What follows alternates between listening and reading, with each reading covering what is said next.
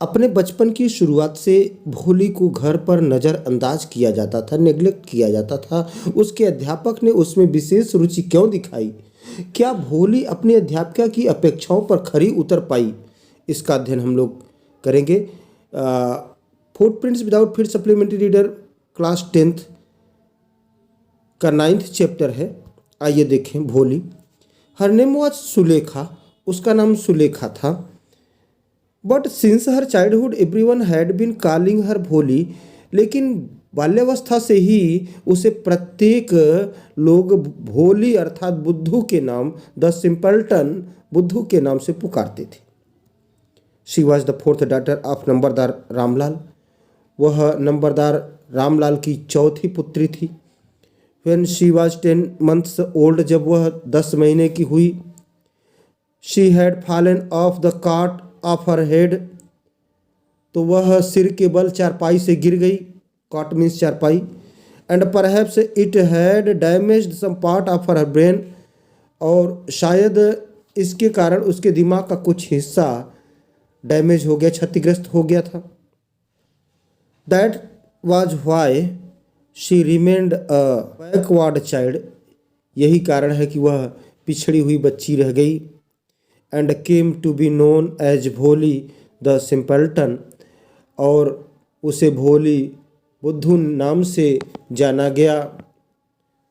At birth, जन्म के समय, the child was very fair and pretty, वह बच्ची बहुत गोरी, फेयर मीन्स गोरी, और प्रेटी सुंदर थी।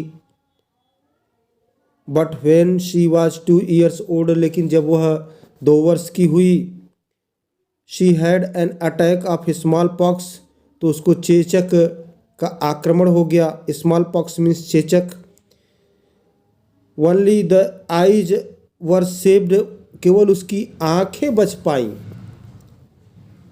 But the entire body was permanently disfigured by the deep black pock marks, लेकिन उसका पूरा शरीर स्थायी रूप से, परमानेंटली स्थायी रूप से गहरे काले चेचक के दागों से कुरूप हो गया, बदसूरत हो गया।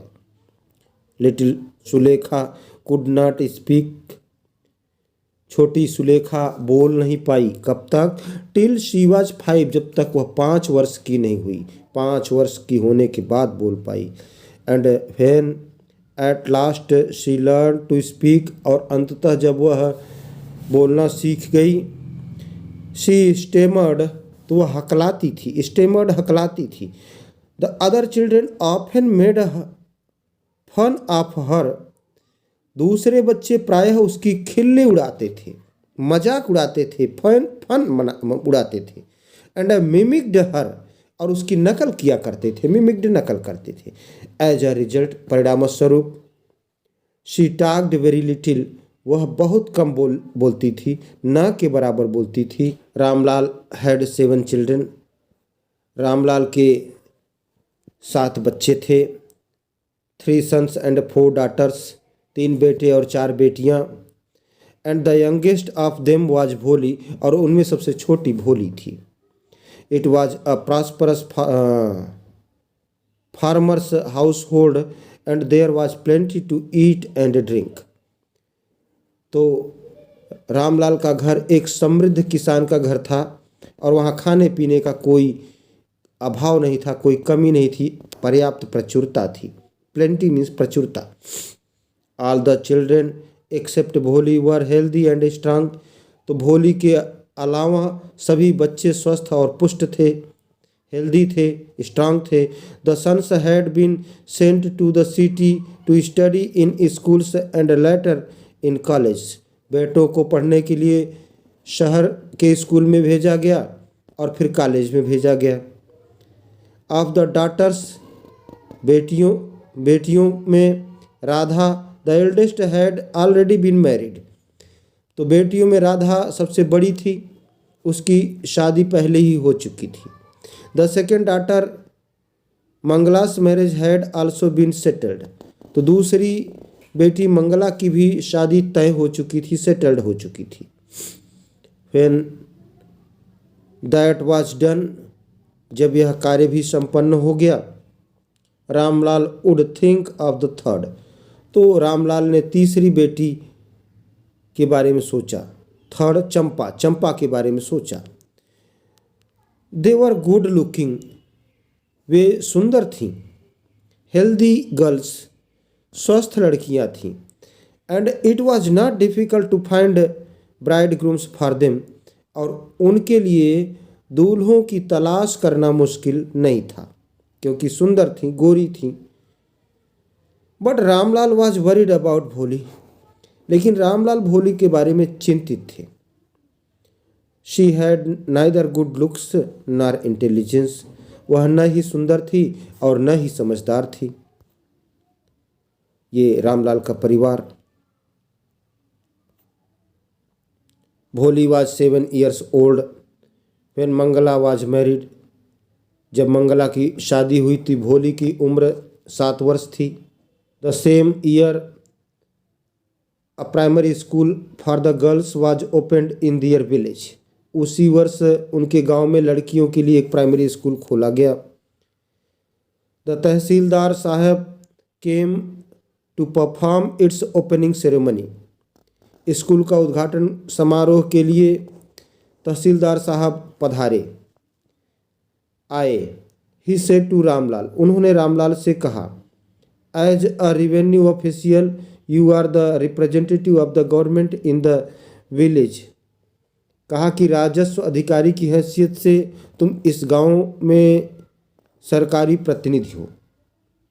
And so you must set an example to the villagers, और इसलिए तुम्हें ग्रामवासियों के सामने एक एग्जाम्पल सेट करना है, उदाहरण प्रस्तुत करना है।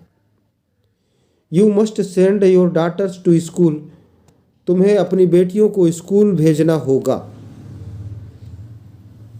That night when Ramlal consulted his wife, उस रात को जब रामलाल ने अपनी पत्नी से